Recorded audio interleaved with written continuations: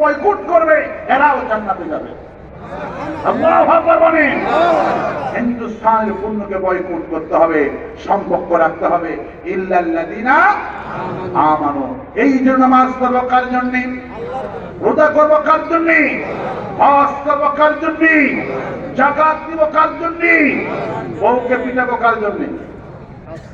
আল্লাহ যদি বউকে পিটানো যাবে?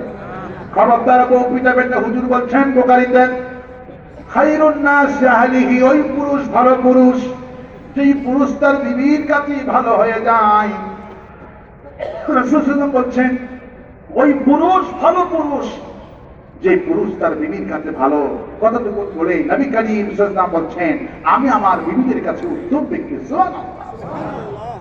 মা আয়েশা বলেন 9 বছর বয়সে বিশ্বনবী সাল্লাল্লাহু আলাইহি ওয়াসাল্লামের ঘরে আমি গেলাম, হাফ গ্লাস দুধ ছাড়া কিছুই দেখতে পারলাম না, কিন্তু পুরা ঘরে তাকায় দেখি আয়েশার জন্য ভালোবাসা দিয়ে ভরা আছে।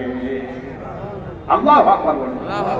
ইল্লাল্লাযিনা আমানু, ঈমান যারা এনেছে তাদেরকে আল্লাহ পাক বলেন ওয়াশিরুহুন্না বিল মারুফ, তোমার বিবির সাথে খারাপ ব্যবহার করা যাবে না, ভালো ব্যবহার করাকে আমি আল্লাহ ফরজ করে দিলাম। সুবহানাল্লাহ।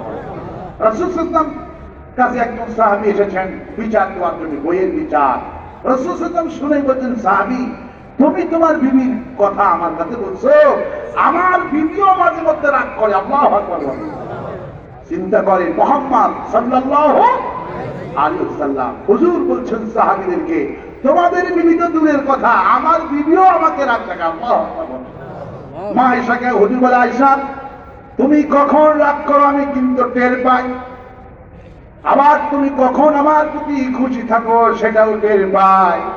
আয়েশা বলল হুজুর বলেন তো আমি কখন রাগ করি কখন খুশি থাকি? হুজুর বলল আয়েশা তুমি যখন রাগ করো তখন বলো ইব্রাহিম আলাইহিস সালামের আল্লাহ আমাদের প্রতি রহমত নাযিল করুক, আর তুমি যখন খুশি থাকো তখন বলো মুহাম্মদ সাল্লাল্লাহু আলাইহি ওয়াসাল্লামের আল্লাহ আমাদের প্রতি রহম করুক। আয়েশা হেসে রাসূলুল্লাহ আপনি আমার বেরামটা ধরতে পেরেছেন, সত্যি আমি রাগ করলে ওটা বলি আর খুশি থাকলে এটা বলি। ওমর ফারুক যখন ক্ষমতায় আসলেন, ওমর একটা কর্মী, ওমরের কাছের মানুষ, ওমরকে বইয়ের নিশাত দেওয়ার জন্য চলে আসলেন।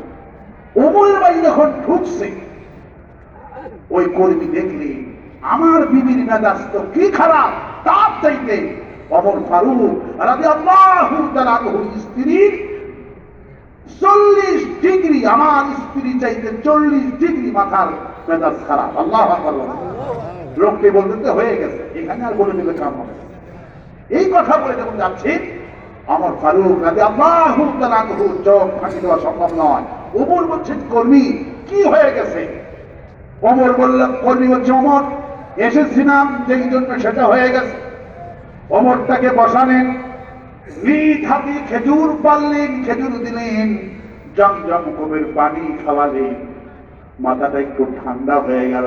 করবি কেন এসেছিলাম বলো? ওমর এসেছিলাম নিজের বিবির বিচার দেওয়ার জন্য, কিন্তু এসে দেখি আমার বিবি অনেক ভালো, আপনার